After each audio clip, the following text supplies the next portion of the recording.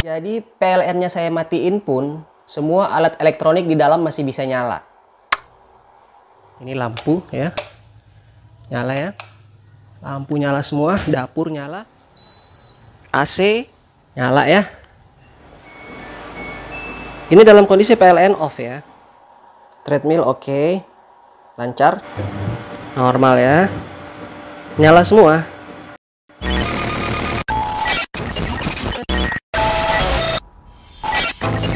Assalamualaikum warahmatullahi wabarakatuh. Ini mataharinya sangat terik ya. Salah satu keuntungan kita di Indonesia ini adalah bahwa kita berada di daerah yang curah mataharinya itu sepanjang tahun sangat baik. Saya ingin berbagi kepada teman-teman sekalian bagaimana caranya saya memanfaatkan matahari ini sebagai sumber energi alternatif, sebagai green energy listrik di rumah saya. Ikuti saya. Nah, ini adalah salah satu modul solar panel saya, tipenya monosolar atau monokristalin 250 WP watt peak. Kemudian ini adalah inverter pure sine wave, mereknya Solar 3000 watt ya. Ini adalah SCC atau solar charge controller saya, modelnya MPPT 60 ampere, mereknya PowerMR. Kemudian ini adalah baterai yang nanti akan saya pasang 12 volt 100 Ah. Ada beberapa biji yang akan saya paralel. Nah, kesemuanya tadi akan saya rangkai menjadi konfigurasi 450 watt peak karena saya punyanya sejumlah itu di atas atap. Nanti akan saya hubungkan dengan SCC di bawah. Nah, dari SCC ini akan menjadi inputan untuk charging baterai sebesar 2 kali 200 Ah. Sekalian juga menjadi input untuk inverter saya nantinya. Nah, output inverter ini nanti akan masuk ke ATS bersama dengan inputan dari PLN. Nah, ATS ini nanti yang akan menentukan output mana yang akan kita pakai untuk mencatu beban. Saya sudah memasang 3 lembar PV atau solar panel, masing-masing berukuran 2 kali 100 WP polikristalin dan satu lagi 250 WP monokristalin. Totalnya berarti 450 WP. Nah, kita selanjutnya menuju ke tempat penyimpanan panel box PLTS saya. Nah, ini adalah panel box PLTS. Kita lihat bagian dalamnya dulu ya. Oke, ini adalah bagian dalam dari panel box PLTS. Saya akan jelaskan satu persatu fungsinya ya. Jadi dari kabel yang solar cell di atas atap, kabelnya yang ini, yang hitam dan merah, kabel tipenya PV1F khusus untuk solar panel, diameternya 6 mm. Ini masuk ke sini. Ini adalah MCB DC. Dari sini dia nanti akan menjadi input ke sini. Dua kabel ini adalah input untuk SCC atau solar charge controller kita. Nah, dari sini ini inputnya. Dia keluarnya di sini. Ini outputnya. Outputnya berupa tegangan catuan untuk mencatu baterai ya atau aki. Dua ini. Nah, ini menuju ke baterai melalui MCB ini. Ini juga adalah MCB pengaman untuk baterai. Nah, kabelnya akan turun ke bawah ke sini. Nah, yang dua ini turun ke sini. Nah, ini kabel inilah untuk kabel baterai. Jenisnya adalah NYAF diameter 35 mm. Kenapa 35 mm? Karena kita bekerja pada watt yang cukup besar ya. Inverter yang saya gunakan itu 3000 watt. Dan dengan 3000 watt itu standar penggunaan diameter kabelnya itu 25 mm ke atas. Baterainya yang di bawah ini. Nah, ini baterainya. Kemudian kabelnya naik lagi ke atas. Nah, dari baterai masuk ke sini lagi. Ini akan menuju ke inverter. Nah, ini kabelnya inverter. Ya, ini ke atas. Ini 35 mm juga. Naik ke atas masuk ke inverter. Inverter yang saya gunakan itu tipenya pure sine wave, artinya outputnya adalah berupa sinus murni. Karena rata-rata penggunaan alat elektronik di rumah itu menggunakan PLN, ya kan? Dan PLN ini bentuk tegangannya ini sinus murni.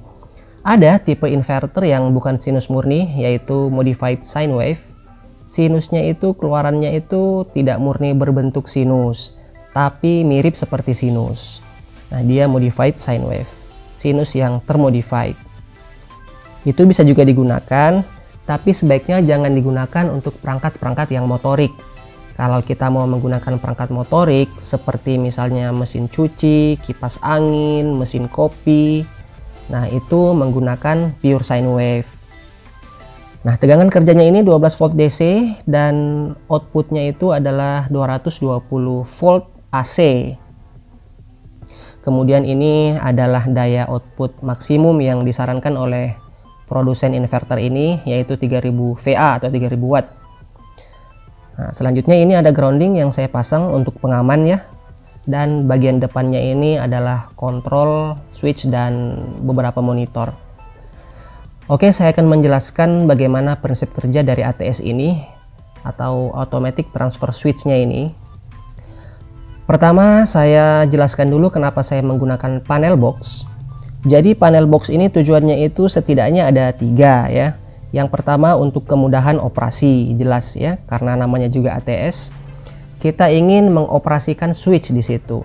Jadi di sini ada tuas switch. Disinilah operasi ATS itu sebenarnya. Supaya dia bisa menjadi automatic transfer switch, kita bisa setting dia di auto, di PLN, atau kita buat dia ke inverter atau PLTS. Nah, itu yang pertama. Yang kedua, tentunya untuk kerapihan. Kita bisa membayangkan kalau semua alat-alat ini ya, semua perangkat ini itu tidak teratur rapi dalam satu box.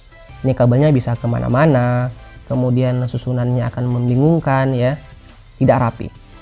Apalagi kalau lokasinya seperti di gudang kayak ini ya, ini cukup berbahaya karena gudang ini bukan cuma saya saja yang masuk ke sini ya. Kadang anak-anak masuk sini, istri saya juga kadang ngambil sesuatu di sini. Jadi cukup berbahaya kalau tidak saya rapikan seperti ini. Itu yang kedua. Kemudian yang ketiga itu untuk membantu troubleshooting apabila terjadi masalah. Terutama kalau yang menangani gangguan itu bukan saya. Misalnya saya lagi di luar kota atau saya lagi di kantor, pokoknya di luar rumah lah ya. Dan saya ingin membantu orang di rumah untuk melakukan troubleshooting. Itu dengan adanya panel box ini akan sangat membantu. Ya, ini kebetulan belum lengkap aja label-labelnya ini, masih ada label sedikit aja ini.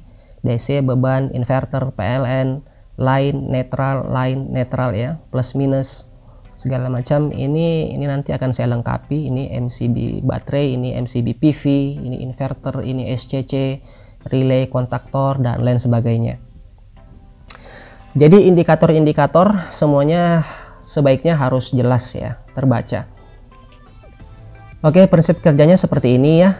Saya jelasin, saya contohkan.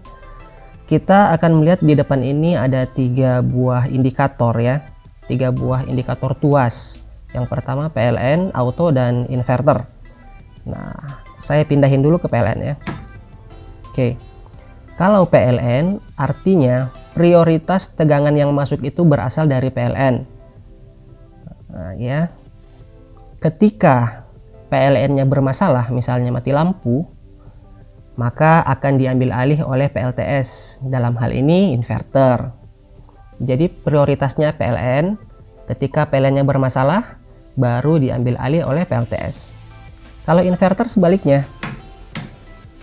Kalau inverter, nah ini lampunya langsung merah ya, di sini menyala. Kalau inverter, prioritas catuan utama itu berasal dari PLTS. Ketika PLTS-nya bermasalah, misalnya baterainya lemah, baru diambil alih oleh PLN. Jadi tuas ini mengarah kemana, itulah prioritas catuan. PLN-nya menjadi backup dalam hal ini. Inverternya utama, PLN-nya menjadi backup. Kalau seperti ini, nah PLN-nya utama, inverternya backup. Kalau auto seperti apa? Nah, kalau auto ini, panel ini akan bekerja berdasarkan timer. Nah, di dalam ini nanti ada timer, saya akan jelaskan. dia akan berfungsi panel ini sebagai prioritas PLN kapan dan sebagai prioritas inverter kapan. Nah, ini auto ditentukan oleh timer ya. Di sini ada display tegangan baterai saya saat ini 13,2 volt DC. Kebetulan saya menggunakan baterai 12 volt ya, karena sistem inverter saya tadi 12 volt. Nah, lampu ini hanya lampu indikator saja. Kalau seperti ini yang nyala yang inverter ya, tulisannya inverter, berarti sekarang catuan utama di rumah ini adalah dari PLTS atau dari inverter.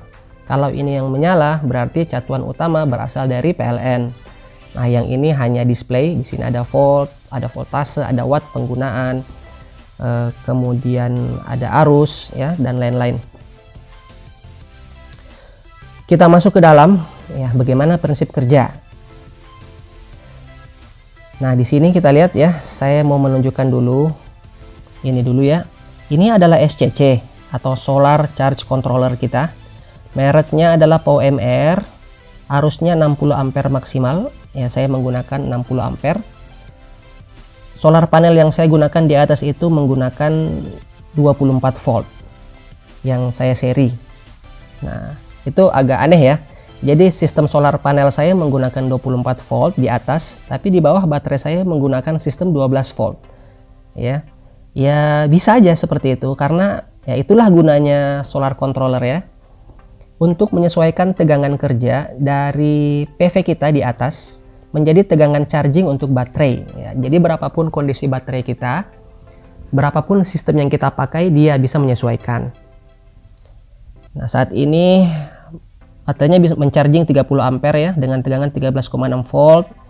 Kemudian power yang didapat yaitu 421 watt dari solar panel saya di atas dengan tegangan 36 volt. Jadi ini cukup baik ya. Saat ini 417 watt ya yang kita dapat. Sementara solar panel saya di atas 450 saja. Ini 410 berarti hampir maksimal ya. Cukup baik.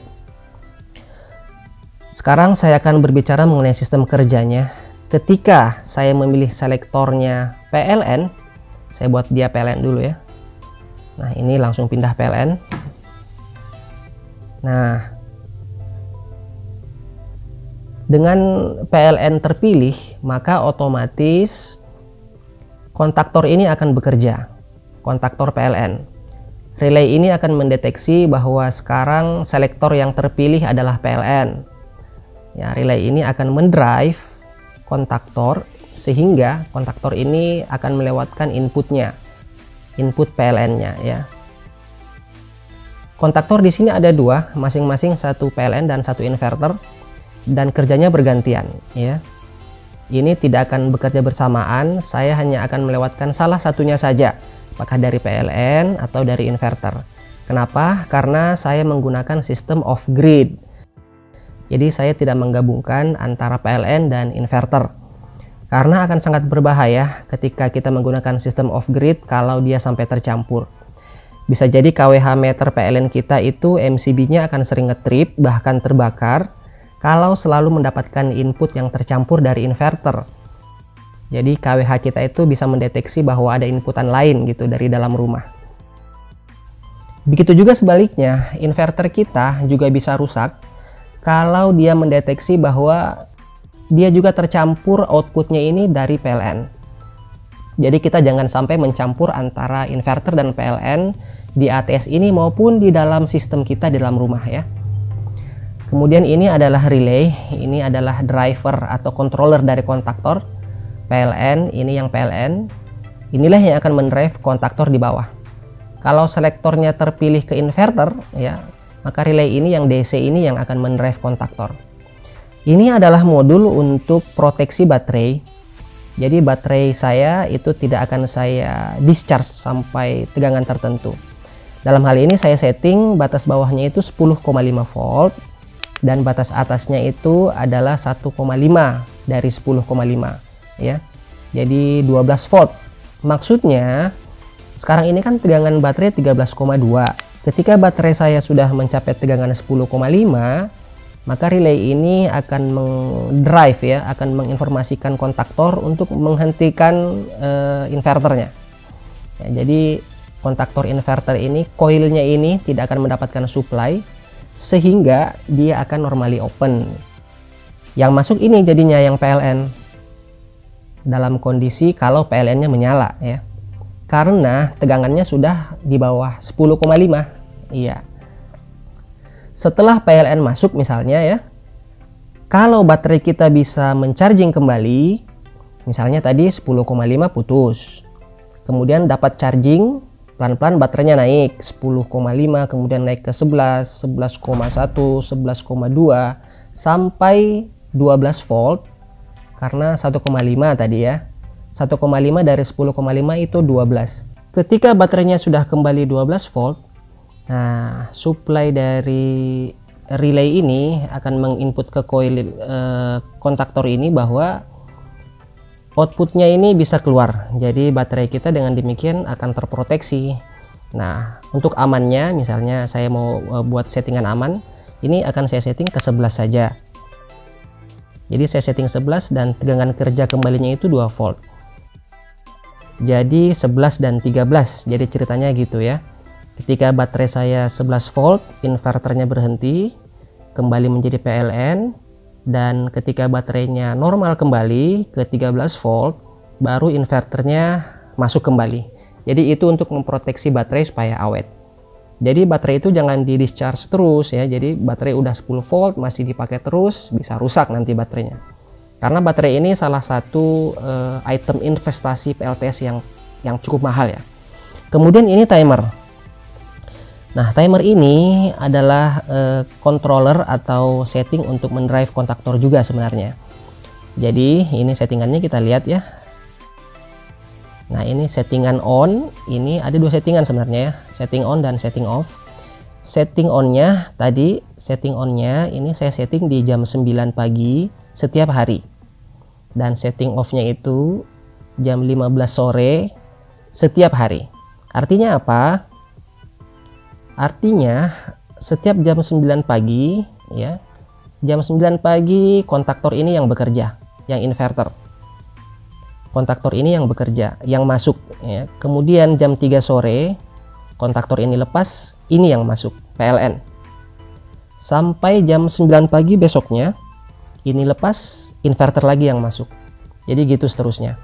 Jadi ini bisa diatur juga, terserah kita ya. Kalau saya maunya PLTS ini bekerja berdasarkan waktu. Kalau saya taruh selektornya di sini, maka dia akan mengikuti settingan timer. Ya, dia bekerja berdasarkan timing yang saya setting di timer tadi. Nah, sekarang saya mau coba tunjukkan demo bagaimana seandainya PLN tiba-tiba mati lampu atau blackout dalam kondisi saya sudah punya PLTS di rumah ya. Nah, ini sekarang ATS-nya switch saya taruh di PLN. Artinya catuan utama sekarang ini adalah PLN. Ini lampu PLN-nya menyala, tegangan baterainya 13,8 ya. Saya akan coba mematikan sumber PLN-nya di depan dari KWH ya. Ayo.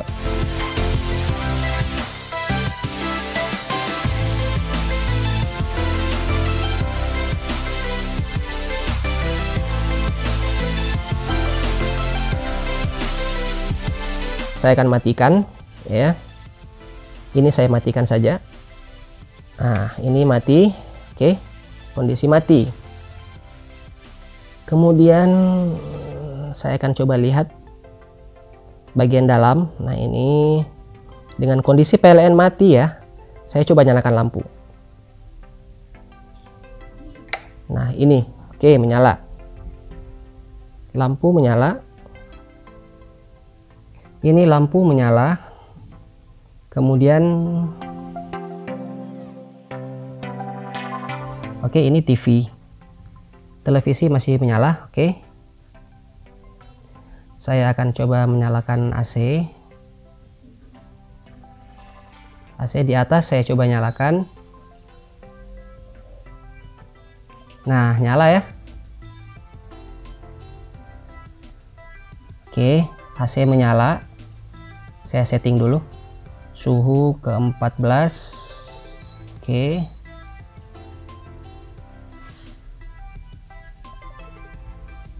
Suhu 14 masih oke.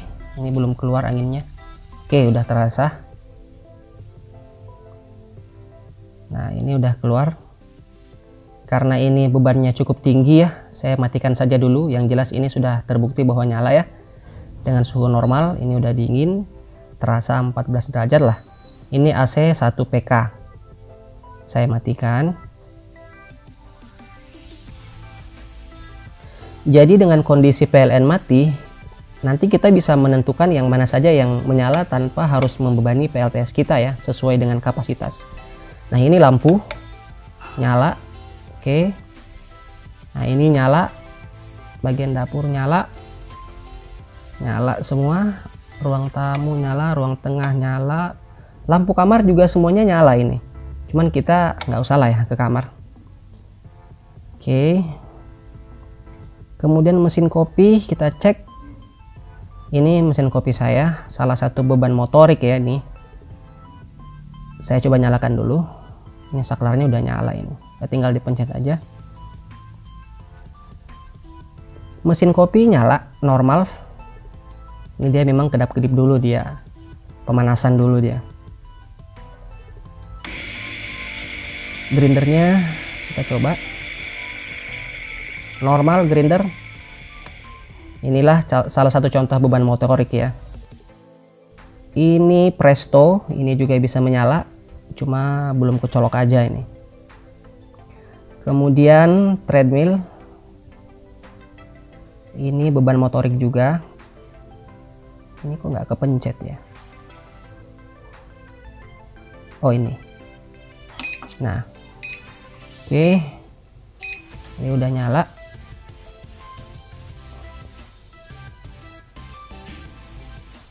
Ini nyala ya, treadmillnya nyala, masih bisa menyala. Oke. Speednya saya tambah ke 10.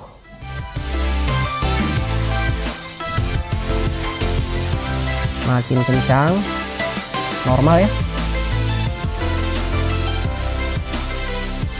Oke. Kemudian mesin cuci. Nah ini mesin cuci. Mesin cuci ini saya coba nyalain juga. Ini dalam kondisi PLN off ya. PLN di depan masih off. Start. Nah normal ya, muter, nyala semua dalam kondisi PLN off. Jadi mesin cuci nyala, mesin kopi bisa nyala, AC tetap bisa nyala, treadmill juga bisa nyala. Jadi bisa kita tentukan yang mana yang mau kita nyalakan tanpa harus membebani kapasitas PLTS kita. Nah kita lihat ATS-nya, panelnya sekarang ya. Nah, PLTS-nya tadinya kan lampu PLN-nya yang nyala. Ketika PLN-nya saya matikan di depan, otomatis dia pindah ke PLTS dengan beban saat ini sebesar 307 watt. Nah, itulah salah satu contoh penerapan PLTS ini ketika dia difungsikan sebagai backup dari PLN. Jadi seperti itu teman-teman, semoga ini bisa menginspirasi teman-teman dalam pemanfaatan green energy ya. Meskipun PLN ini sebenarnya susah untuk tergantikan karena memang sangat vital ya peran PLN ini untuk catuan di rumah kita. Kita hanya mencari alternatif energi sebagai daya tambahan, bisa juga untuk mengurangi pemakaian PLN kita sehari-hari. Kalau kita belum bisa membangun PLTS dengan kapasitas besar maksimal ya, solar panel itu bisa kita bangun pelan-pelan dengan kapasitas kecil dulu. Baterai saya sekarang masih 200 Ah aja totalnya. Dengan solar panel di atas masih 450 WP aja ya kan. Jadi bisa kita upgrade pelan-pelan, menyesuaikan budget. Yang penting mungkin inverter dan exchange-nya itu sudah ultimate misalnya ya. Jadi tidak perlu diganti-ganti lagi. Saya kira seperti itu teman-teman, semoga bisa menginspirasi. Sampai bertemu di video saya selanjutnya. Wassalamualaikum warahmatullahi wabarakatuh.